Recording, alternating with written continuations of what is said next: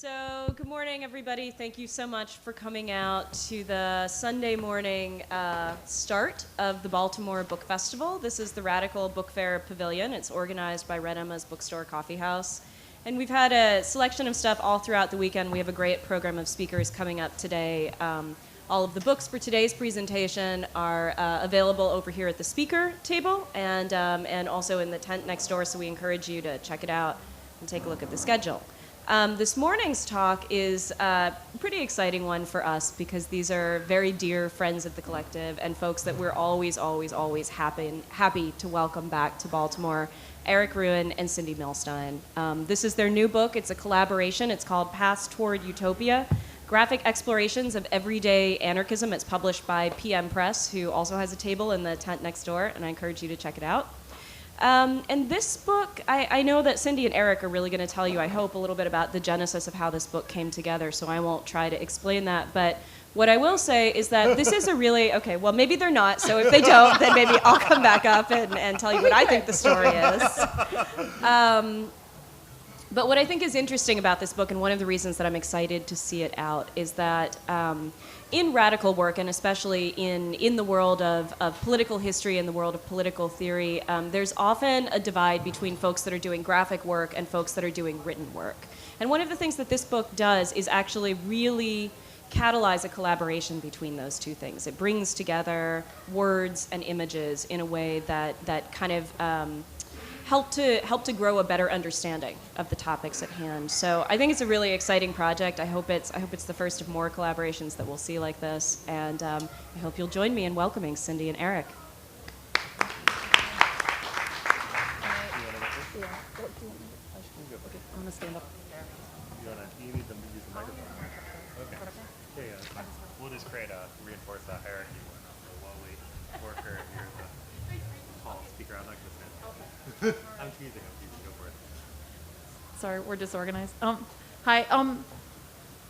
We're going to switch off back and forth, and I usually like standing and talking, and Erik wants to sit, so it's not a hierarchy. It's just a personal preference. Oh, you have to sit. Okay. The most important thing I do all day is push this button here. But so we're going to kind of go back and forth a little bit, and I just also want to really thanks, Kate. That was a nice introduction. I also just wanted to mention some free stuff, because this is like a book fair and everyone's here to buy things, but there's actually some free stuff. I'm also part of a project called Institute for Anarchist Studies, and we're not an institute, we're an idea. And so what we do is put out a lot of things that involve written word, but also how the visual way they look. And so we did this little series called Lexicon, and they're free, and they're one word and how we think about words and what the words mean politically, but they're also in an aesthetically nice form, so the two go together. And there are a bunch of free ones over there, and there's some in the other tent, so take them. And we give out grants to radical writers, so if you write, if you want to talk to me about that project. And there's another book that I did about anarchism, if you're more interested in anarchism in depth, but it's also part of a book series that we do that I really encourage you. We put out every 6 months a different book, and they're called Anarchist Interventions, and it's to get people to think about how we think about the world and to intervene in political debates, to try to actually create dialogue and discussion, to change the world, to actually have a path toward utopia. So I'm just going to briefly just mention what we'd hope this book is about, and then let Erik talk for a sec. So Erik and I ended up, I guess I will mention the process a little bit. A couple years ago, something called World War III Illustrated, which for those of you know is a periodical that came out of like squatters movement, and graphic artists that you might know like Seth Tabachman and Eric Drucker and other people, asked Erik to do some art for it, some drawings for an issue, and Erik asked if I would do words for it, and it was this funny way in which it was actually really hard.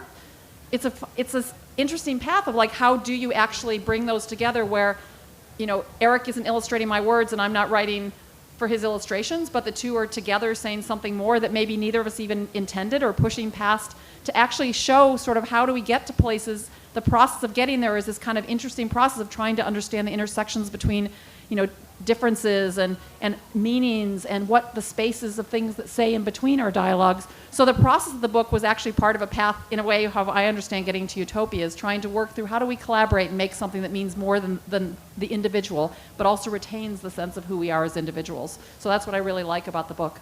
And the conversation, I hope, for me, books are about creating conversations. So one of the conversations that for me has been really important about this, and also for me to think about, this for me personally when we did the process was, how do we think about the things we do in the here and now that push toward wholly different form of social organization and relationships with each other? If we don't like capitalism, which I don't, what is it that points beyond capitalism that now in the present hints towards something different?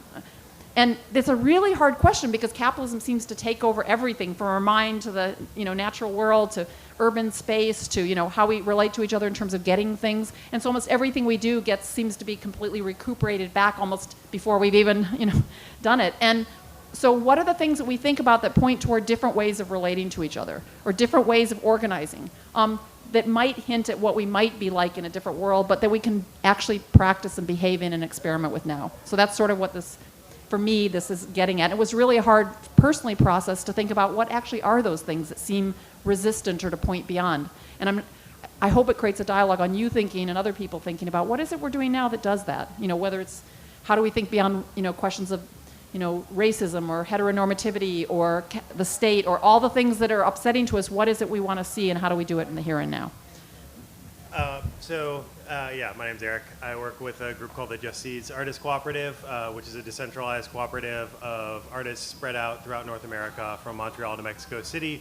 We have a table next door if you want to check out a bunch of our work. There's including some prints that were based, that were sort of made along the way of this process, so incorporate some of the images from the book. So I encourage you to check those out. Our collaborator, Josh McPhee, is sitting over there right now. He generously wrote a really wonderful introduction for us and laid the whole thing out. And it's been really great to work with Josh throughout this process. I want to make a small note that for some mysterious reason, some elves in the machinery, for some reason the cover is green there. You might be able to note that it's actually red. So there's some strange reversals going on here, but shouldn't matter that much for the rest of the book because the rest of the book is just in two colors, black and blue. And so I just kind of wanted to start this out by showing a variety of images. These are all the first pages from all of the chapters in the book. There's 10 different chapters.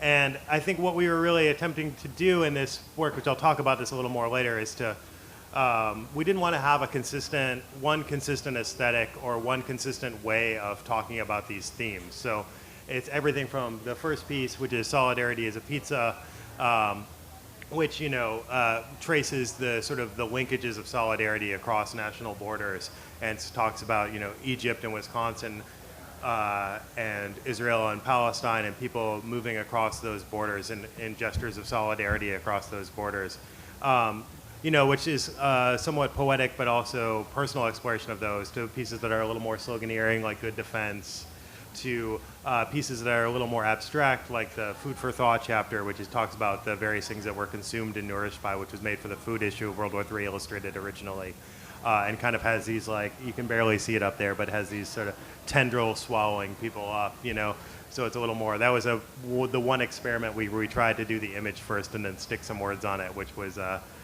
unique challenge, and we didn't do that for the rest of the book. And to other pieces that talk about like ideas of wealth and like how do we preserve things, to a lot of stuff about these sort of informal everyday commons as like parks and libraries. And so how do we interact with these institutions in our daily life that sort of mimic what we might want to keep or what we might want to expand on, and sort of dreaming our utopian futures of like, from a library, you can check something out, you use it for as long as you need to use it, and then you put it back into the commons, and there's this caretaking and the sharing of knowledge. To think parks, to more elusive pieces, to much more personal first-person narratives, including the fictional Deciding for Ourselves and the piece Waking to the Revolution, which explores sort of one person's experience from a distance of the uprising in Egypt and sort of what that meant for them, and that one person is Cindy Milstein, and so she's going to do a quick reading from that piece.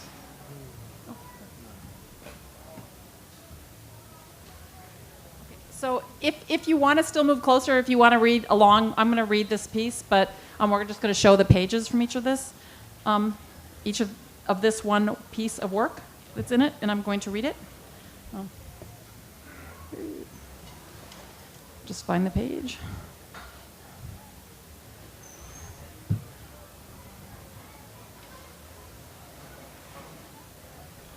Sorry, okay. So this one is called Waking to Revolution, and I was living at San Francisco at the time. And wrote this piece out of my experience of this moment, as Erik said, of how I took in as someone who understands myself as someone interested in anti-authoritarian forms of organization. And then Erik ended up interpreting it, which he'll go into afterward. And it's interesting because it's a first-person thing, and it's the first time I tried that in this book, and then how that plays out in terms of how the image works with the person in it, which isn't necessarily me, and I'm also not necessarily really the person in it, if that makes sense, right? So I'm hoping this speaks beyond just my own experience to a wider experience. And before I start reading it, I just want to mention also, again, that Josh McPhee, who's done a lot of writing and work, wrote a really nice foreword, and I wrote a fairly lengthy prologue where I actually explore the concepts of utopia and anarchism. And you don't have to be an anarchist to read this book.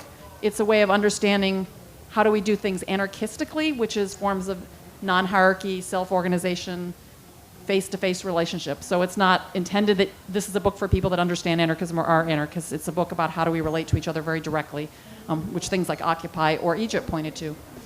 Okay, so I'm going to read this now. My alarm and cell phone conspired that morning. Both startled me from sleep at once. Mubarak stepped down, declared a text message. I nearly always wake at 8 here in San Francisco, but I've never woken to a revolution before. In faraway Egypt, liberation had been squared in Kairos Tahrir. A 30-year dictatorship was toppled. As a friend later quipped, the strategy for success is don't leave. Occupy a key spot by the millions, and don't leave. Yet the victory was not simply due to sheer numbers, nor was it the result of the occupation alone. The triumph resided in the constitution of a self-managed commons, in the almost mundane fact of that community's working existence. For 18 days, people enacted and reveled in their own power. I've long believed that self-organization works better than any other form, that people, all of us, can and want to self-determine, that we can and want to self-govern, guided by dignity and even love. But what I realized that morning was, deep down, I'd also come not to believe it. Since our utopian notions are so negated by almost everything today, I'd unconsciously lost that trust. The uprising began with a surprise, as if from nowhere. Overnight, people discovered their collective strength. A euphoric self-confidence took hold. This jolted other people, like me, to recall that possibility begets possibility. Those of us who are heretics are also archaeologists. We sift through the shards of past experiments buried in the rich subterranean for evidence of what Hannah Arendt called the lost treasure of revolutions, the organizational impulse of people themselves. Councils, militias, confederations, Soviets, consultas, assemblies, the infinite lived innovations of bottom-up social relations. We string these gems together, tossing them in the air as new celestial bodies to guide others. In Cairo, from these glittering scraps, people built their own city in a square, rapidly, without leaders. An impromptu prism affording partial answers to the lowliest and loftiest of questions. In the absence of coercion, who will take out the trash? How can we transform gender relations? That morning, when Mubarak fell, my mind was flooded with images, gleaned from the eyewitness accounts that I'd hungrily read, of how people crafted their autonomous society, out of necessity and sometimes under deadly adversity. Of how people protected each other. The makeshift helmets from buckets and bottles, saucepans and foam, the self-defense committees and their temporary barricades and checkpoints.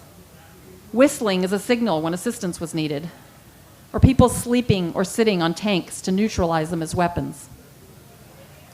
Of how people cared for each other.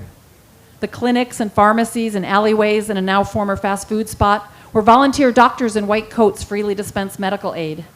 Or the pop-up kindergartens so families and children could protest and play. Of how people provided for each other. The communal kitchens that also served as skill shares in which each volunteer would show the next person what to do before leaving. The daily arrival of tents and blankets and newspapers publicly posted. almost everything, for everyone, free. Of how people organized with each other.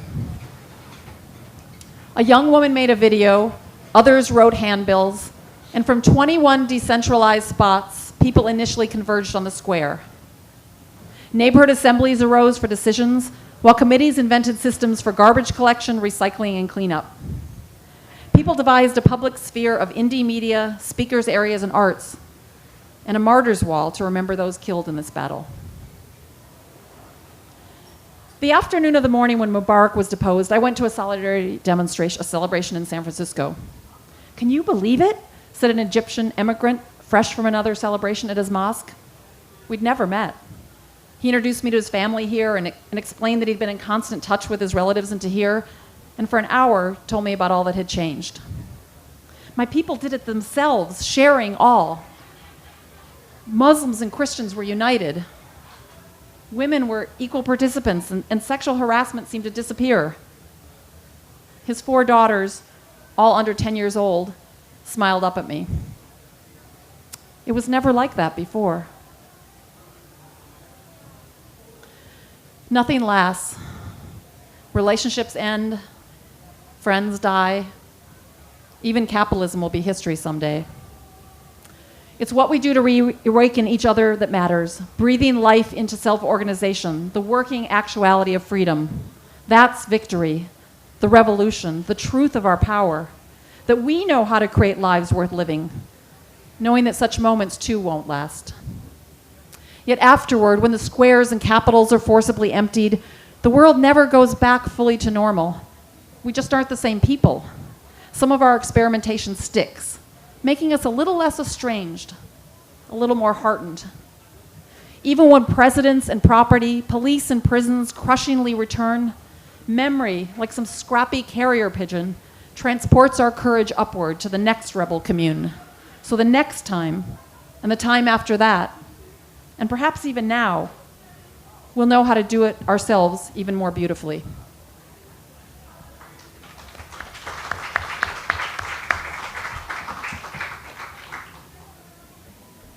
So I'm going to talk a little bit more about sort of the artistic process behind making the visuals and the relationship between the language and the image in this piece, because I think that's there's like a pretty particularly interesting process for this particular chapter of the book, which I think is something that I'm really excited about in following up on in the future. So the majority of this chapter, I really wish this was bigger. There's a printed version of this over in the tent next door at the Just Seeds table.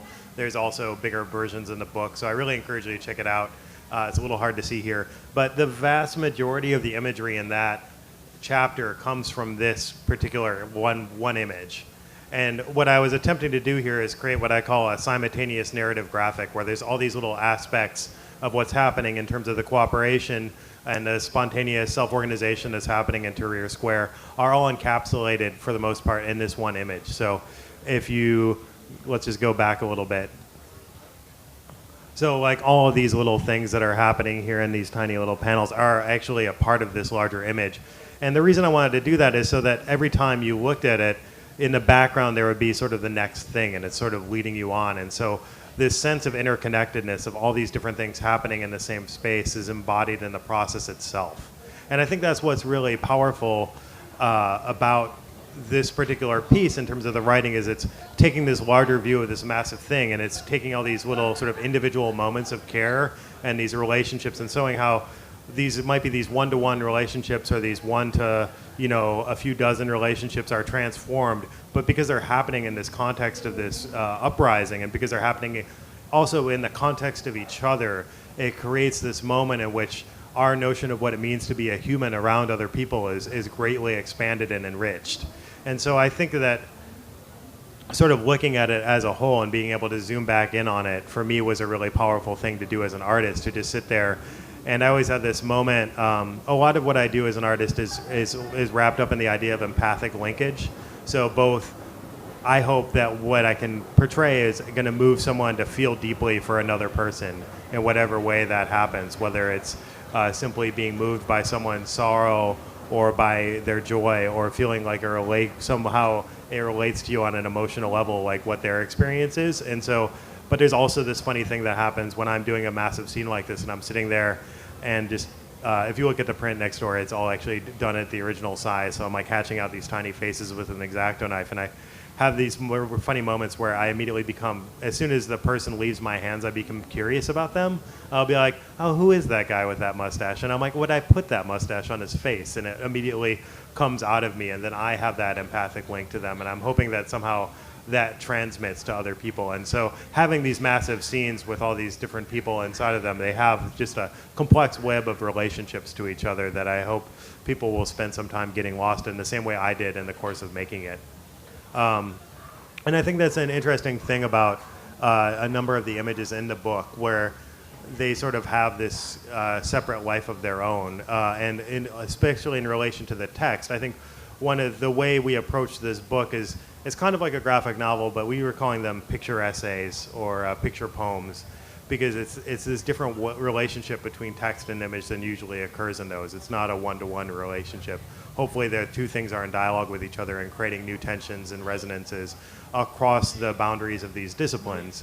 And that's what really we were struggling to do throughout this. So this is an interesting example where, you know, Cindy had these 3 letters at the end of the chapter, Solidarity is a Pizza, and it's something about them. There was this strange tense that I felt like they were in for me. Like they immediately summed up this image of like, until borders crumble, and like, what is that moment when the borders are crumbling before something else rushes in, where there's like this sort of tender moment where it's like sort of the near future tense. Like something just happened, and there's these people attempting to create a new sort of relationship in the midst of that, but they're still in the midst of the rubble of the national borders that have fallen apart.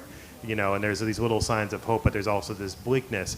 But there's something about it, since that wasn't necessarily what Cindy intended for the words, and this is like just the image they evoked for me. So I put that out there in the hopes that, because there's these 2 different resonances sort of in harmony with each other, or slight disharmony with each other, that therefore it creates a space for everyone to sort of sit with that for a minute and find out what that moment is and what that image is for them. It just unplug itself? Huh, that's strange. Okay. I think there's a glitch in this PowerPoint presentation, so I apologize for that. Oh yeah, this is the, this is another version of the talk. Okay. Yeah, that would be great.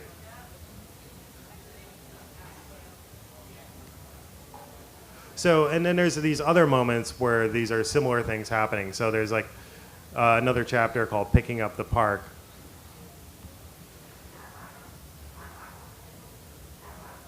Sorry, apologize for this.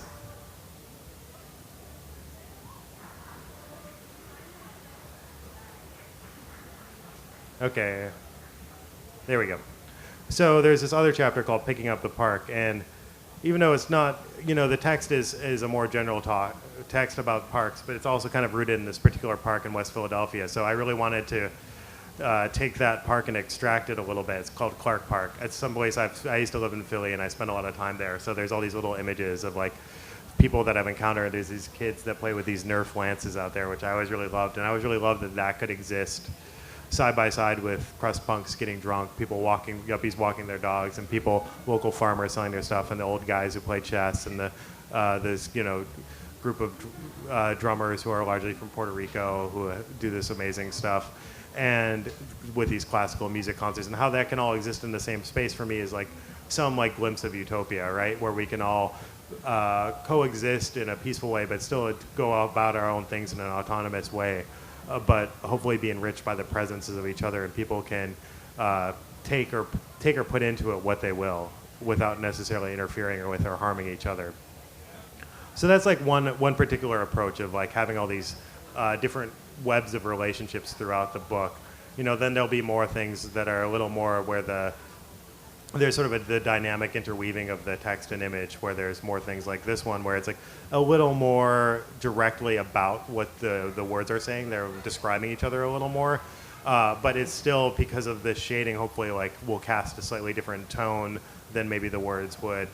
or things like this where it's sort of zooming in, so the text might be more general, and what I'm attempting to do with the image is to zoom into this more intimate moment between these two people, where there's almost this kind of, when I was drawing these folks, there was this like immense feeling of love for me, for these figures and for the world, and I hope that somehow transmits. So it's taking this thing that's like a very general experience and making it a more intimate and individual one. So yeah, and Okay. Cindy, Yep. Oh, sorry. Silly mic. I just wanted to maybe touch on a few other things, and then we can just have a few, like, people can toss out ideas or questions and wrap it up for the next one. I really liked when Erik pointed out a few things that I think we also tried to do, is that there aren't simple answers to any of this. It's all of us experimenting together. So hopefully when you look through the book, you'll see this kind of tension in it and openness to you bringing yourself to it, an interpretation and not easy answers to things. So none of the pieces we think, but end with like, so this is the great, answer, end all be all. So I really like when Erik was talking about that park piece. It was like we both sat down, and I think we were actually sitting in a park in San Francisco talking about what we wanted, what things we thought in the here and now pointed towards something different. We're both like, parks. But then what is it about parks? Because parks can completely coexist with all the things we don't like. So what is it specifically? And Erik had pointed to one thing we tried to bring out, which is this kind of interesting thing where everybody can sort of do what they care about and love and are passionate about and coexist in the difference in a space. And then there's another thing that piece brings out, which I really like, is there's a way in which people just go to park and just assume that they can do what they want and go there to do that without asking permission of people, without having to have someone organize it for them, without having someone to tell them how to do it. And we don't think about how revolutionary, like that moment is that points past, if we did that with all the other things in our lives, what would that start looking at? So some of the pieces are trying to get at that kind of impulse that we sort of don't think about in kind of these common everyday things we do. So I'd encourage you, I really think part of the process of changing the world right now is for all of us to find those moments and try to think through in our lives, what is it that's pointing toward different ways we relate to each other, think about our forms of like when we obey, when we don't need to, or things we do in our lives we don't want to. I don't want to minimize the constraints people face because it's really tough. So, but especially in this moment, I was really struck. Erik and I started this book 2 years ago, and it felt like there was absolutely no possibility of anything 2 years ago. It felt really bleak. And since that time, Madison, Wisconsin, people took over a state capital, walked in and just didn't leave. And created a whole, basically again, like their own working city within the capital. They did everything everyone needed. And just because, I was talking to some friends who went to the Capitol, and they said they went there to wait in line to testify to a hearing one night, and it's legal to stay in that space. So they just were like, we want to be here in the morning for the hearing. What do we need to do that? And someone's like, well, we need sleeping bags. I'll run home and get some. And we need some food. And we need this. And it's like people, I think this book's impulse is people know what they need and desire. So how do we get to the place where we can just do that directly without this sort of things that take those things from us and tell us we can't do that? But over the course of this book, if you think about all the monumentous things that happen in terms of these experimentations, it's a pretty phenomenal period. And Erik and I kind of going from this bleakness all the way through, Wisconsin and, what's been called the Arab Spring, to the Occupy, to Spain, to, what's been happening in Greece. I just spent almost 4 months in Montreal writing about the Quebec student strike and social struggle there. And all these moments, what binds them together is people in living, real, everyday life, experimenting with the tensions of how do you get to a better society. And if many of you here were involved in any of those things, including Occupy, which is in the United States just celebrating its 1 year anniversary, for me it's been really interesting for us to reflect back on what is it that we would want to take forward from those moments that felt different, that felt extraordinary, that changed us as human beings and changed our community. And for many of us that were involved in Occupy, there's a way in which looking back at it feels horrible in many ways, and a collapse and a failure. And again, I hope this book really gets you to think about there isn't this pure linear path where things just get better and better and better, but it's that kind of messy experimentation moment where we really try things and we're like, okay, that worked, and a bunch of people came through it in different ways. And I was part of Occupy Philly, and everything just happened within an hour. We had a whole community of 1,000 people set up doing everything from, where people were going to go to the bathroom, to how people were going to eat, to how we were going to make music. all of that happened within a couple hours, and nobody planned it. We just all showed up and did what we know how to do, right? So that's an interesting impulse. But I would just want to end on, as the piece I read, Waking to Revolution, points out, we both believe it and we don't believe it. It works and it doesn't work. It's a mess, it's beautiful, and those things are all true at once, and many, many more things. And so how do we keep thinking through those moments to get to some world that's different, which is what I hope, for me, comes out of this book. So, but yeah, and I really hope, whether you decide to actually get the book, although I hope you do, but whether you decide to get the book, I'd urge you just to go look at it closely and, look through some of the images up close, because there's a lot more richness within them versus our PowerPoint presentation. So I think we have like 15 minutes left. So if anyone has any questions or things they want to say. And you're welcome to use the mic. Come up and use a mic or something. It's hard to hear.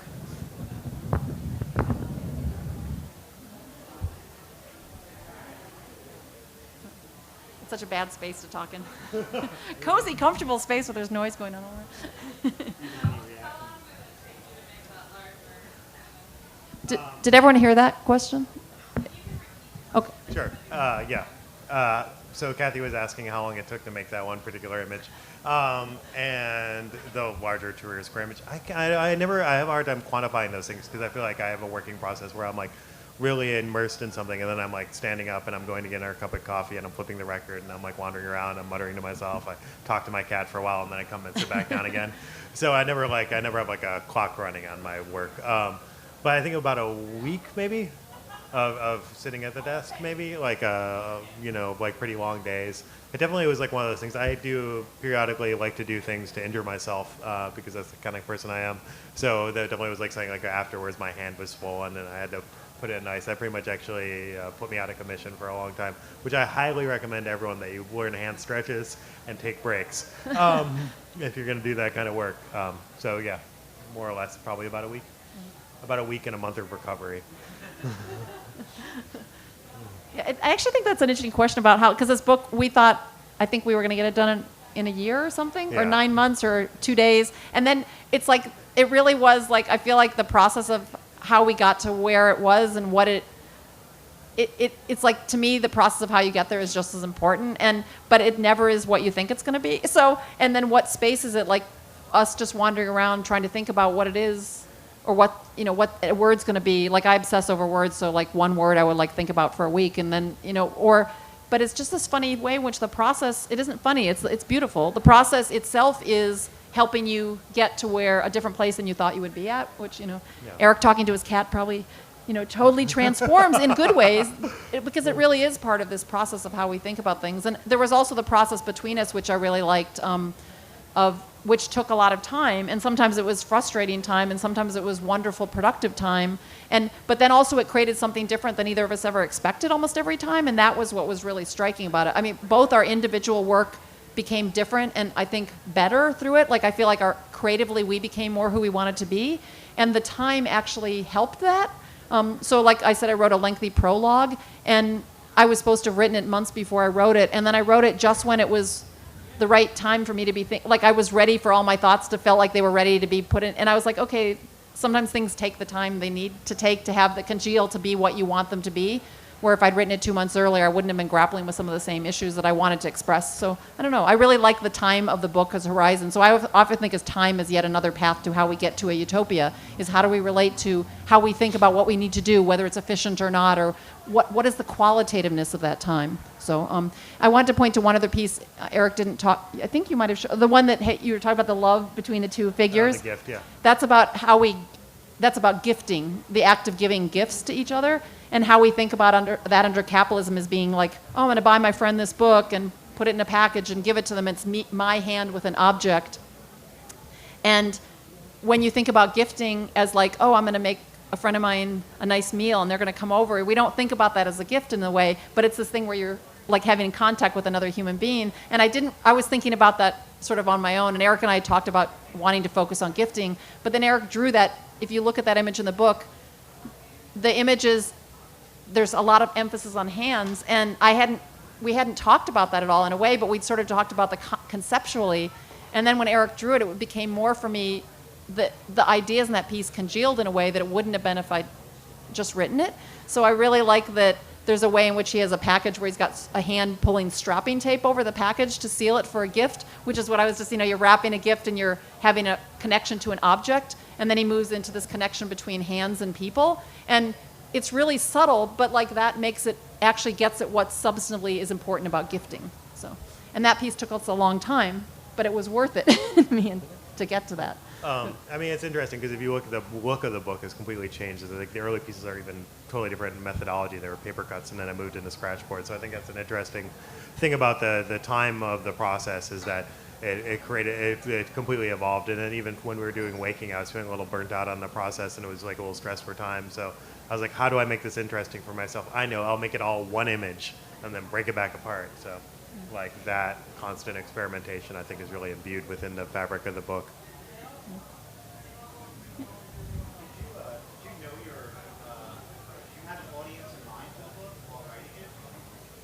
So he asked if do we have an audience in mind when we wrote it? No.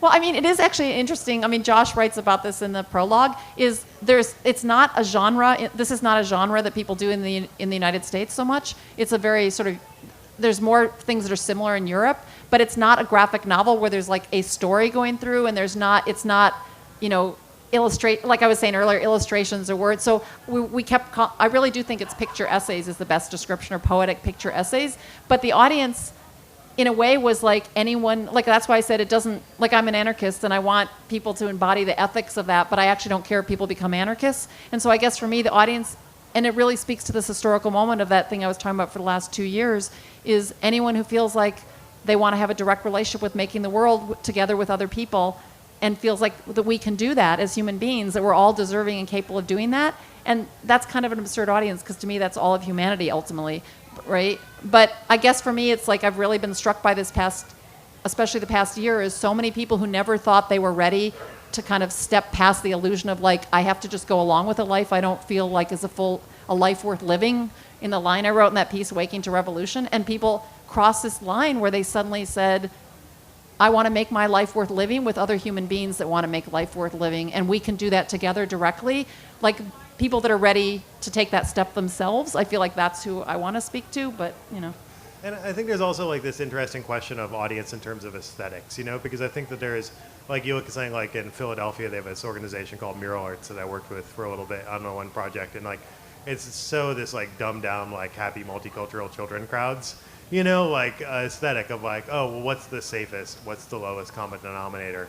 And I think a lot of people, when they're trying to make something that's a more general public audience type thing, they tend to default to that kind of aesthetic. And maybe there was times where I found myself being pulled towards that over the course of making a book. But I think there was also something being of like true to my individual experience and background as an artist, that I think there's ways we tend to limit ourselves both politically and aesthetically, where we think like, well, no, I need to like present a certain way in order to appeal to other people. But I think if people are, genuineness appeals to people, and something that looks a little different appeals to people. I think, I don't know how many of you folks that were able to catch Josh and Alex's presentation about Signal, which is a really great journal that we have over next door. And they're talking about all these international graphics, and there's like, these crazy yelling eggplants. They're talking about, Fukushima in Japan, it's like the defaulting to a singular aesthetic. So for me, I feel like I need to be true to my aesthetic, and hopefully that attracts people, just that being true to that, or because there's like a passion imbued in it. So